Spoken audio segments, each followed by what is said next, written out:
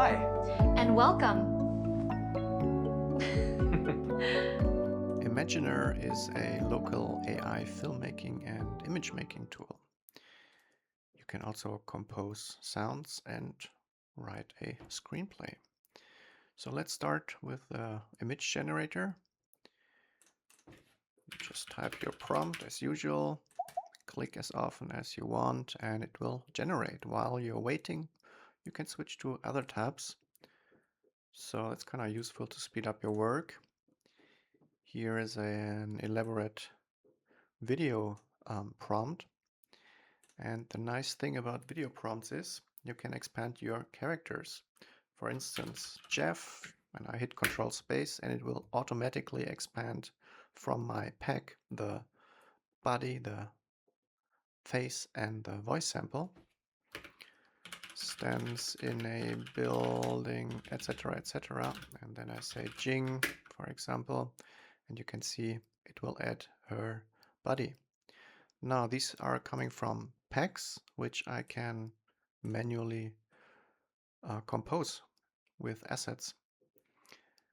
And for instance, this is a shower body for a shower scene, and I can then click to highlight what I want to use in the pack for my current story.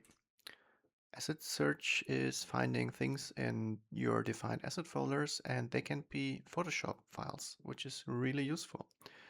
If I click edit here, for example, it will instantly open in Photoshop with my layers. You can see I did some changes here. And I never need to export as PNG, as PNG file. This tool will just automatically do all that behind the scenes. So I can just drag my PSD here, basically.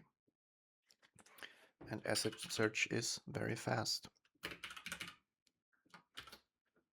This is where I add a new pack. If I generate multiple images, I can then go into grid view to evaluate my favorites. This is how I favorite something. This is how I go to grid view. And now you can see I can compare easily different options, and I can untick the favoriting here. And if I'm in show favorites only mode, then unticking will hide that. I can crown my winner this way. Then I can take that image to become an asset by dragging here, or I can directly edit in Photoshop, save manually, or I can drag it back to the prompt, etc. I also got some nice options here. And in the video tab, I can also take prompts directly from my screenplay. Let's clear this and go into my screenwriter app. So this is the screenplay I wrote, and I can just select something and I right click and I say use for video. Now it will be added here, and then I can click my magic wand and it will analyze my screenplay part to see what images it might attach to the Seedance prompt. And it found a drone image, and it included the drone image with the proper reference. Let's do this for something more involved. Let's take a scene with Jeff and Jing, maybe. Well, that's Jeff and the pilot. There we are, Jeff and Jing together. I select use for video. I hit the wand, the magic wand, and now it will look for all the asset packs or whatever it can find to include. Let's see what it brings up. These are live API calls to Claude or whatever AI you prefer. And now you can see all the characters have been found and their audio and images are included. If I want to, I can open an attachment and quickly mark something, and this way tell the AI more about something in my image, like follow the red arrow or something. Here I have a audio generator included. I can type my prompts manually. Ding sound, digital ding sound. Or I can go to my screenwriter and say, use for ambient sound, and then it will think about the scene and prepare a prompt. Quiet upscale interior room tone with soft bubbling hum of an aquarium filter, etc.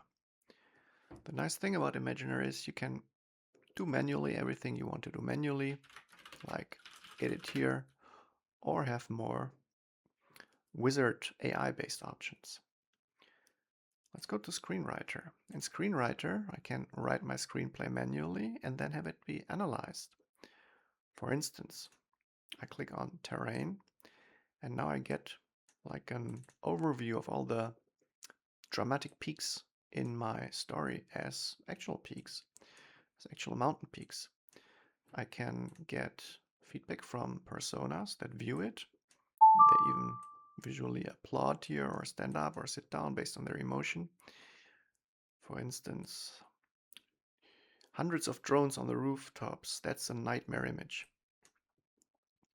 I can see my characters here, and when I hover over them, I can see the steps they take through the story, the places they appear. I can see the dramatic arcs, the midpoint, basically the screenplay notation or the screenplay analysis notation. And I can have setup and payoff arcs, like when an object is planted and then later paid off. And I can also add a custom persona feedback here, for instance, missing juice finder, who finds missed opportunities in your scene. And if I click it, it will tell me, give me one line of Chen speaking before she dies, for example. Or I have the action lover, I have the 10-year-old, I have the conspiracy theorist who invents explanations for everything and accidentally exposes misleading setups. So if I click them, he will give feedback on my story like that. I have the festival juror, the board festival juror on movie 37 who desperately wants something distinctive. I have my own team. I have a cinematographer, which is super useful to tell you more about what lighting or angle you might want to use for a scene, what kind of cuts you want. I have a script consultant. I have prompt experts who can form a prompt with me. I have notable figures like Stanley Kubrick. Of course, not the real Kubrick and not what the real Stanley would say, but kind of a persona role-playing as Stanley Kubrick, which can be helpful for introspecting on your screenplay.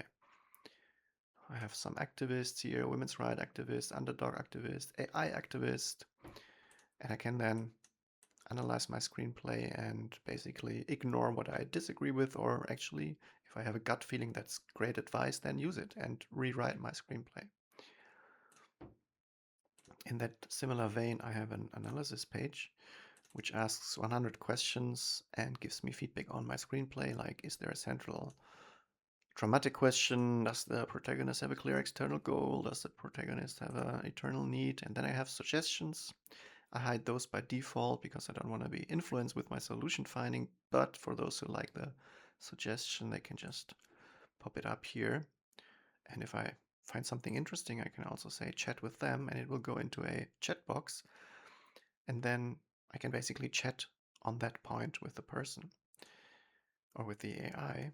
Similarly, while I edit my screenplay, I can just select something and then attach it, and I can ask, like, is my grammar right?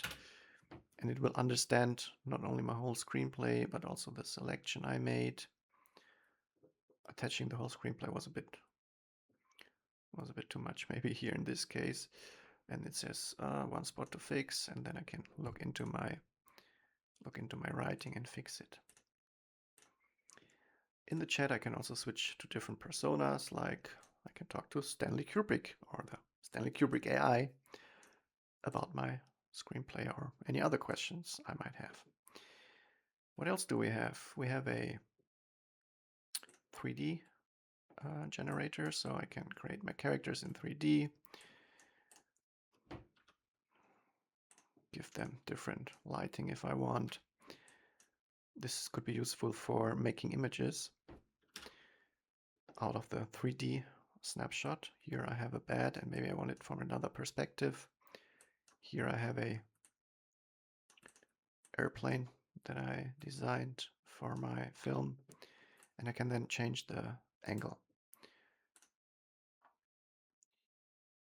So what else do we have? We have a lot of different APIs included here, and we also have our own little synthesizer.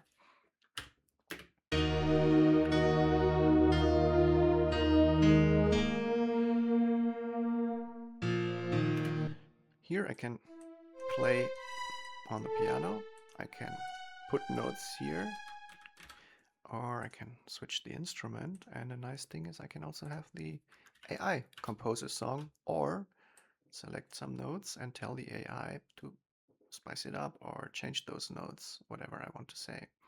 This will then do a round trip with Claude AI and bring me back the new notes.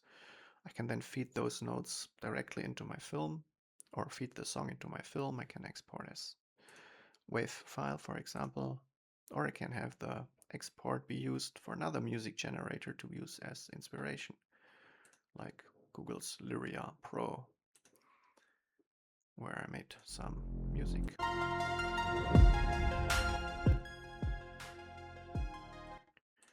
There's also a stem separator here. This will take a while, but then you have the individual stems for your music. And what else can I show you? In the screenplay, I can also show emotions to the side. There's even some sound effects. And then you can see a quick overview of your whole film and the emotions. So this could be laughter. Let me right click this emoji and then I can restrict to just laughter. And I can see sort of the pacing in my film. Where is sadness, surprise, shock, anger, wonder, erotic scenes, and so on. So I can get a nice little overview of my whole arc. I have a whole wiki. Let me put on the spoilers, or the no spoiler, and if I open the wiki, which needs to be generated one time and can then be updated or edited with new automated entries, I can now have an overview of all my characters. Dr. Chan, Shenzhen is a location in my film. There's a backpack in the film. So everything that you have in your film is now becoming a wiki, even something like a character arc. So I can enter character arcs and I get a whole topic on that. I can also add a new wiki page by just saying like, I don't know, fish. So maybe there's fish in my film. I can now generate a page for all the fish in the film and will basically cross-link that across the wiki. And this is very useful to introspect on your own film. You can also go like aquarium, show in wiki, where the aquarium pops up, or I can generate a page for it. So the way I write screenplays is I write the whole thing manually as far as story ideas go, but then I get feedback from the AI on grammar as well as tech research or scientific background research. So that's how I like to write my screenplays. You can also add a sticky anywhere. Hello world. Kind of like a to-do list attached to your screenplay, and it properly moves with your edits. Or you can add a bookmark anywhere, and these will always show up in the side pane for easy overview.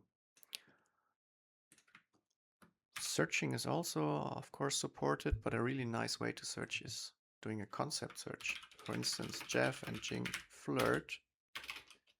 Whoops. I will send this to Claude, and it will now think about the whole screenplay and find all instances smartly where Jeff and Jing flirt. So the search came back, and we can now Just click here and we get instances like she ruffles through Jeff's hair. So the AI smartly searched for the concept and understood that ruffling through someone's hair is flirtative. So I hope you enjoyed this tool. I haven't quite yet decided on how to release it. It's on a private GitHub right now and it's quite expensive to develop. And yeah, maybe you can support me on Patreon, or we can find another way that I can share this tool. I'm interested in your feedback. Thanks for watching and bye for now.